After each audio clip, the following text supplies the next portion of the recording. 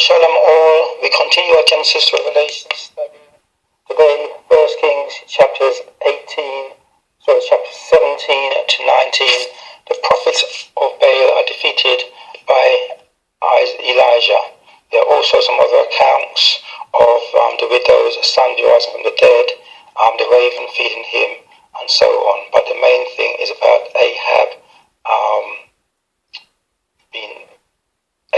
prophets and Jezebel's prophets being defeated. So, Elijah predicts a drought, reading from chapter 17, verse 1. And Elijah the Tishbite, who was of the inhabitants of Gilead, said unto Ahab was the king, As Yahweh God of Israel liveth, before whom I stand, it shall not be dew nor rain these years according to my word. Jump into verse 8. And the word of Yahweh came unto him, saying, Arise, get thee to Zarephath, which belongeth to Zidon, and dwell there. Behold, I have commanded a widow woman there to sustain thee. So he arose and went to Zarephath, and when he came to the gate of the city, behold, a widow woman was there gathering of sticks. And he called to her and said, Fetch me, I pray thee, a little water in a vessel, that I may drink. And as she was going to fetch it, he called to her and said, Bring me, I pray thee, a morsel of bread in thy hand.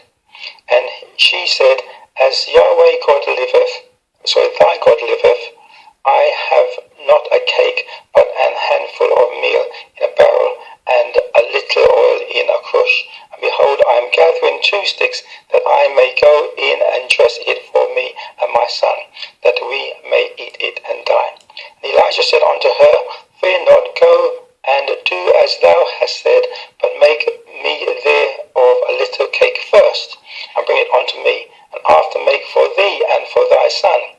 For thus saith Yahweh God of Israel, the barrel of meal shall not waste, neither shall the crush of oil fail, until the day that Yahweh sendeth rain upon the earth.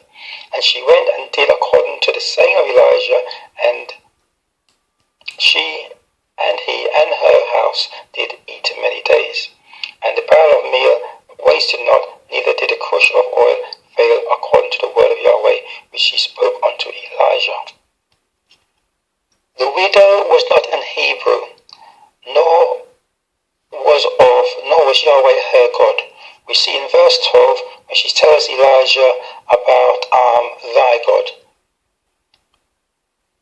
Yet God used her or spoke to her, and she obeyed as she did Elijah. So there's many people in the Bible who God used, non-Hebrews, non-Israelites, who God used to assist Joseph, to assist Daniel, and so on. They recognize the power of God, come to worship the God of Israel, and obey sometimes better than the Hebrews or Israelites themselves. Many non-religious people are more, or sometimes more, keep the commandments of God than many Christians. Yeshua referred to this widow in Luke chapters 4:26, but I'll read from 4:24. Actually, I'll leave you to look it up. 4:26 says, But unto none of them was Elijah sent, save unto Sarepta, a city in Sidon, unto a woman that was a widow. And he goes on to say, and many lepers were in Israel in the time of Elias, the prophet, and none of them was cleansed, saving Naaman the Syrian. Okay, continuing from verse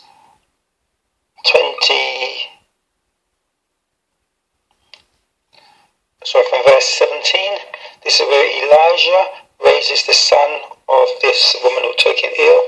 I'll leave you to read that account. I'll just read the last verse, which after Elijah did what he did, she says in verse 24, And the woman said unto Elijah, Now by this I know that thou art a man of God, and the word of Yahweh is in thy mouth. Continuing chapters 18, reading from verse 1, this is where Elijah confronts Ahab, who is the king. And it came to pass after many days that the word of Yahweh came to Elijah in the 3rd year, saying, Go, show thyself unto Ahab, and I will send rain upon the earth. And Elijah went to show himself unto Ahab, and there was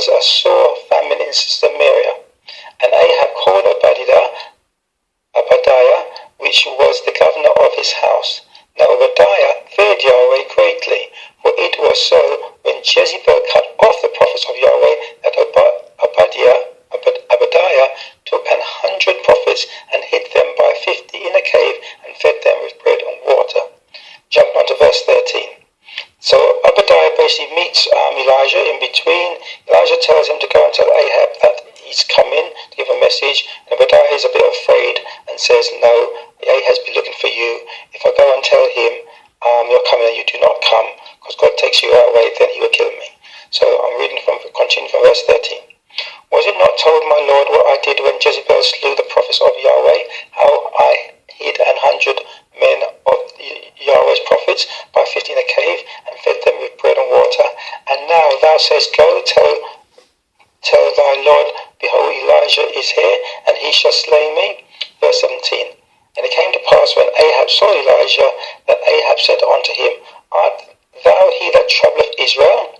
And he answered, I have not troubled Israel, but thou and thy father's house, in that ye have forsaken the commandments of Yahweh, and thou hast followed Baalim. Now therefore send and gather to me all Israel unto Mount Carmel, and the prophets of Baal 450, and the prophets of the groves 400, which eat at Jezebel's table. So far, it is one of the famous accounts of the Bible we're about to read, where fire comes down from heaven, called by Elijah. Now, if you're familiar with it, if you're not familiar with it, then I'll ask you to read it. Baalim equals lords. They are false gods. Okay, before I go on to explain about the Baalims, note during the story for what Jezebel is known and what this account is about.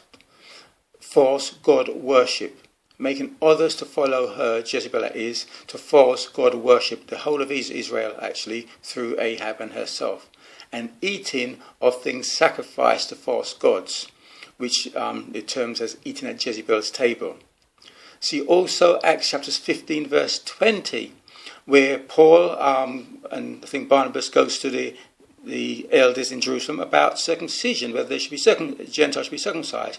And they said, we don't have to tell them everything, but we'll tell them these 4 essential things. One of those, a couple of those things are that they abstain from pollutions of idols and from fornication. Pollutions of idols means polluting yourself through, or defiling yourself through sacrifices to idols. So those are 2 important things that the apostles told them. But whilst we're here, note Acts chapters 15 verse 21. The apostles are not saying that these are only things that Gentiles need to do, i.e. they can do anything else like murder and steal and so forth. No, in verse 21 it says, we don't need to tell them everything, because in every city there are people that read out the laws through Moses' laws, and the Gentiles are in the synagogues every Sabbath day to hear the rest of the things and learn about it. So when we read Acts chapters 15, note verse 21.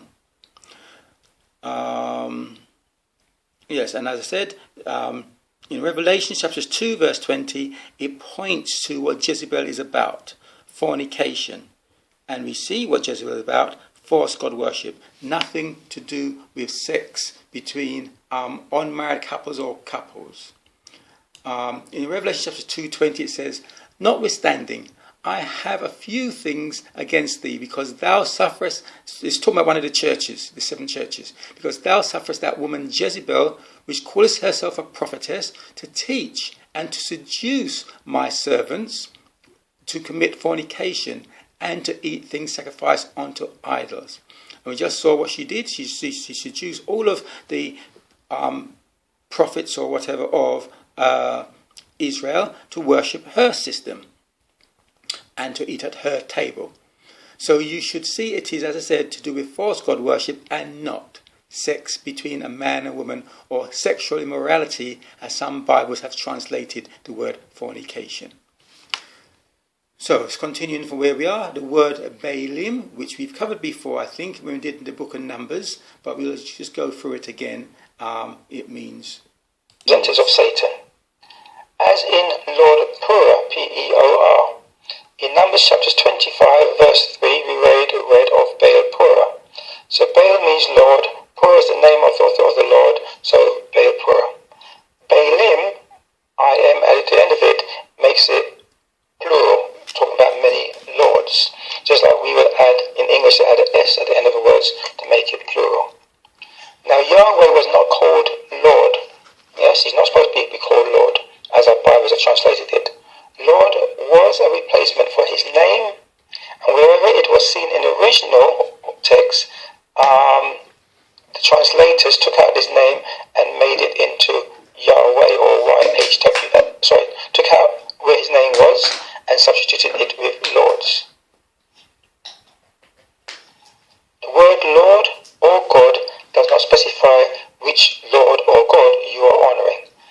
Paul says, there are lords many and gods many. That is why in the original text, generally, names, the scripture normally says Lord God or original Yahweh God to identify which God is being spoken of.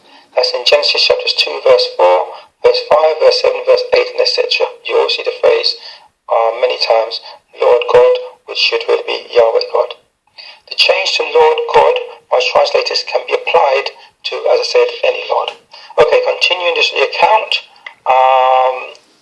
chapter 18, reading from verse 20. So Ahab sent unto all the children of Israel and gathered the prophets together unto Mount Carmel. And Elijah came unto all the people and said, How long will you be between two opinions? If Yahweh be God, follow him, but if Baal, then follow him. And the people answered him not a word. Then Elijah said unto the people, even I, only remain a prophet of Yahweh, but Baal's prophets are 450 men. Let them therefore give us 2 bullocks, and let them choose 1 bullock for themselves, and cut it in pieces, and lay it on wood, and put no fire under, and I will dress the other bullocks, and lay it on the wood, and put no fire under. And call you on the name of your gods, and I will call on the name of Yahweh. And the God that answereth by fire, let him be God. And all the people answered and said, It is well spoken. And Elijah said unto the prophets of Baal, Choose you 1 bullock for yourselves, and dress it first. And dress it first, for you are many, and call on the name of Yahweh your gods, but put no fire under. And they took the bullock which was given them, and dressed it, and called on the name of Baal from morning until noon, saying, O Baal, hear us. But there was no voice, nor any that answered, and they leaped upon the altar which was made. Okay, so continuing from verse 25, I think. And Elijah said unto the prophets of Baal, Choose you 1 bullock for yourselves, and dress it, and I'll do 1 for myself. And they took the bullock which was given unto them, and dressed it, and called the name of Baal from morning until evening. So from morning even until noon, saying, O Baal, hear us. But there was no voice, nor any that answered, and they leaped upon the altar which was made, etc. Continue from verse 29.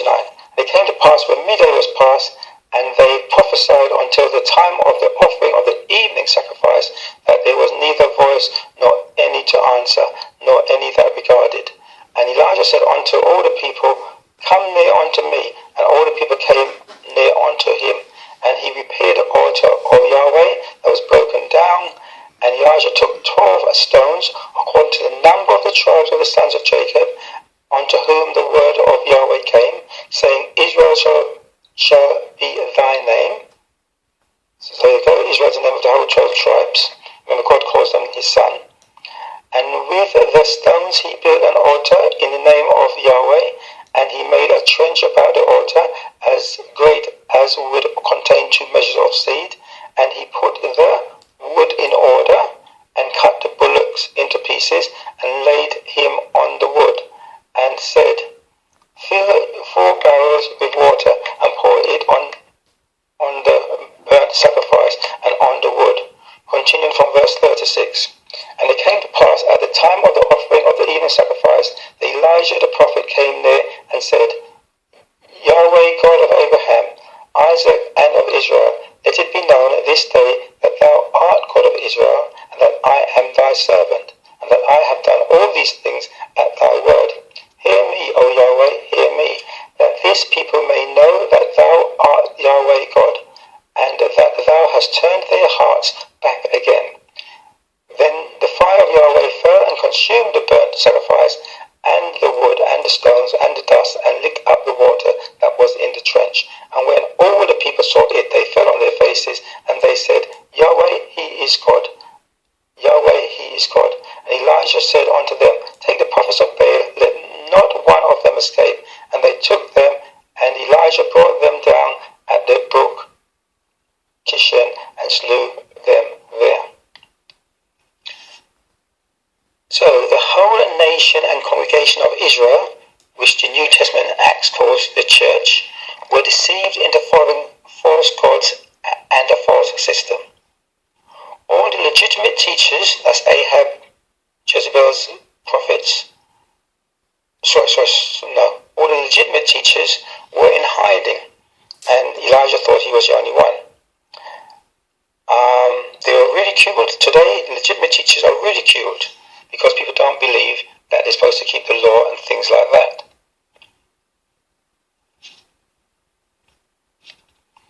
They have this belief because the whole Christian world today are doing, teaching and believing the same thing, apart from a few minority. But that does not make them right. For example, they say that grace, faith or Yeshua's death means they do not have to keep the commandments of God and his holy days of Leviticus chapters 23. Now, despite their prominence on the television, writing books, or the numerous preachers that they remain wrong. As Matthew 24:24 says, for they shall arise false prophets and false Christ, and false prophets, and shall show great signs and wonders, in so much that, if it were possible, they shall deceive the very elect. So that is how the deceivers are so widespread and have such enticing messages and preachings that even the very elect, unless you have the wisdom of the very elect, you could be deceived. I also remind you to read Romans chapters 3 verse 31, chapter 6 verse 15, chapters 11 verse 1, and Galatians 2:17 concerning grace, faith, and believing Messiah. Now, if you have kept up with the daily readings, you should note the use of 12 stones, arranging the wood in order. Are things that were done, especially arranged the wood in order, by Abraham in Genesis chapters 22 verse 9, and in Leviticus chapters 1 verse 7. And the time of Elijah's sacrifice, it was in the evening. These are all part of God's system and are known by his followers. And there's no coincidence of the time of Yeshua's sacrifice neither. When I say his sacrifice, referring to his death. Okay, continuing from chapter 18 verse 43, which is where Yahweh sends rain. And said to his servant, go up now, look, this is where Elijah says to his servant, go up now, look towards the sea. And he went up and looked, and there is nothing, and said there is nothing. And he said, go again 7 times. And it came to pass at the 7th time that he said, behold, there riseth a little cloud out of the sea, like a man's hand. And he said, go up, say unto Ahab, prepare thy chariot, and get thee down, and get thee down, that the rain stop thee not. And it came to pass in the meanwhile that the heaven was black with clouds and wind, and there was a great rain. And Ahab rode and went to Jezebel, and the hand of Yahweh was on Elijah, and he girded up his loins and ran before Ahab to the entrance of Jezreel. Chapter 19, verse 1. And Ahab told Jezebel all that Elijah had done, and withal how he had slain all the prophets with the sword. And Jezebel sent a messenger unto Elijah, saying, so let the gods do to me, and more also, if I make not thy life as the life of one of them by tomorrow. She's talking about Elijah, about this time. And when he saw that, he arose and went for his life, and came to Beersheba, which belongeth to Judah, and left his servant there. But he himself went a day's journey into the wilderness, and came and sat down on the juniper tree, and he requested for himself that he might die, and said, it is enough now, O Yahweh, take away my life, for I am not better than my fathers. Verse 8. And he arose and did eat and drink, and went in the strength of that meat 40 days and 40 nights unto Horeb, the mount of God. And he came thither unto a cave, and lodged there, and behold, the word of Yahweh came to him, and he said unto him, what doest thou here, Elijah? And he said, I have been very zealous for Yahweh, God of hosts. For the children of Israel have forsaken thy covenant, thrown down thine altar, daughters and slain thy prophets with the sword, and I, even I only, am left, and they seek my life to take it away. Verse 15. And Yahweh said unto him, Go, return on thy way to the wilderness of Damascus, and when thou comest, anoint Hazael to be king over Syria, and Jehu the son of Nimshi shalt thou anoint to be king over Israel. And Elisha the son of Shaphat of Abel Mahlah shalt thou anoint to be prophet instead of you. And it shall come to pass that him that escapeth the sword of Hazael shall Jehu slay, and him that escapeth from the sword of Jehu shall Elisha slay.